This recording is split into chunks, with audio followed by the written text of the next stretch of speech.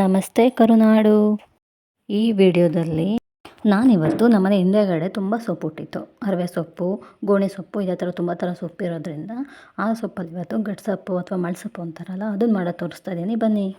ಮೊದಲಿಗೆ ಫಸ್ಟು ಹೆಸ್ರು ಕಾಳು, ಕಡಲೆಕಾಳು, ತೊಗರಿಬೇಳೆ, ಅವರೆಬೇಳೆ ಅವೆಲ್ಲದನ್ನು ತೊಳ್ಕೊಂಡು ಅದನ್ನು ಕುಕ್ಕರಲ್ಲಿ ಬೇಯಕ್ಕೆ ಇಡ್ತಾಯಿದ್ದೀನಿ. ಕಡಲೆಕಾಳು ಒಂದೇ ನೆನೆಸಿರೋದು, ಇನ್ನೆಲ್ಲದನ್ನು ಹಂಗೆ ಹಾಕಿರೋದು. ವಿಷಲೇ ನೋಡಿಸ್ತಿಲ್ಲ, ಹಾಗೆ ಬೇಯಕ್ಕೆ ಇಟ್ಟಿದ್ದೀನಿ. ಒಂದು ಕುದಿ ಬರೋಷ್ಟೊತ್ತಿಗೆ ಸೊಪ್ಪೆಲ್ಲ ಹೆಚ್ಕೊಳ್ಳೋಣ ಅಂತ ಸೊಪ್ಪೆಲ್ಲ ಹೆಚ್ಕೊಂಡು, ಒಂದು ಕುದಿ ಬೇಳೆಕಾಳುಗಳೆಲ್ಲ ಬೆಂದ ನಂತರ ಅದಕ್ಕೆ ಹೆಚ್ಕೊಂಡಿದ್ದಂಥ ಸೊಪ್ಪನ್ನೆಲ್ಲ ಸೇರಿಸ್ಕೊತಾ ಇದ್ದೀನಿ.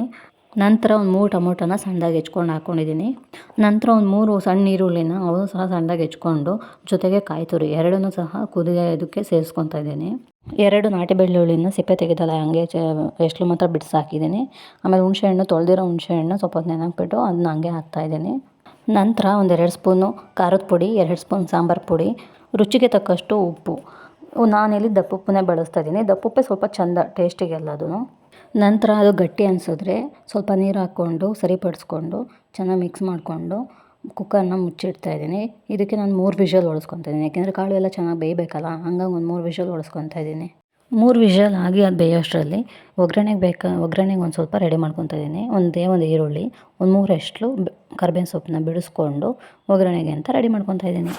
ಸ್ಟವ್ ಮೇಲೆ ಒಗ್ಗರಣೆ ಪ್ಯಾನ್ ಇಟ್ಟು ಅದಕ್ಕೆ ಸ್ವಲ್ಪ ಎಣ್ಣೆ ಬಿಟ್ಬಿಟ್ಟು ಅದಕ್ಕೆ ಸ್ವಲ್ಪ ಸಾಸಿವೆ ಹಾಕಿ ಸಿಡಿಸ್ಕೊಂಡು ನಂತರ ಹೆಚ್ಚಿಟ್ಕೊಂಡಿದ್ದಂಥ ಈರುಳ್ಳಿ ಮತ್ತು ಕರ್ಬೇವಿನ ಸೊಪ್ಪನ್ನ ಹಾಕ್ತಾಯಿದ್ದೀನಿ. ಈರುಳ್ಳಿ ಚೆನ್ನಾಗಿ ಆಗಿದ್ಮೇಲೆ ಅದನ್ನು ಆಫ್ ಮಾಡಿಕೊಂಡು ಬೇಯಿಸಿಟ್ಕೊಂಡಿರೋ ಸೊಪ್ಪಿನದಕ್ಕೆ ಹಾಕ್ಕೊಂಡು ಅದು ಸ್ವಲ್ಪ ಮರದ ಪುಡಿ ಉದುರಿಸ್ಕೊಂಡು ಚೆನ್ನಾಗಿ ಮಿಕ್ಸ್ ಮಾಡಿಕೊಂಡ್ರೆ ಸೊಪ್ಪಿನ ಪದಾರ್ಥ ಅಥವಾ ಗಡ್ಸೊಪ್ಪು ಅಥವಾ ಮಳಿಸೊಪ್ಪು ರೆಡಿ. ಹಸಿ ಈರುಳ್ಳಿ ಹಾಕ್ಕೊಂಡು ತಿಂತಾ ಇದ್ದರೆ ಸಖತ್ತಾಗಿರುತ್ತೆ.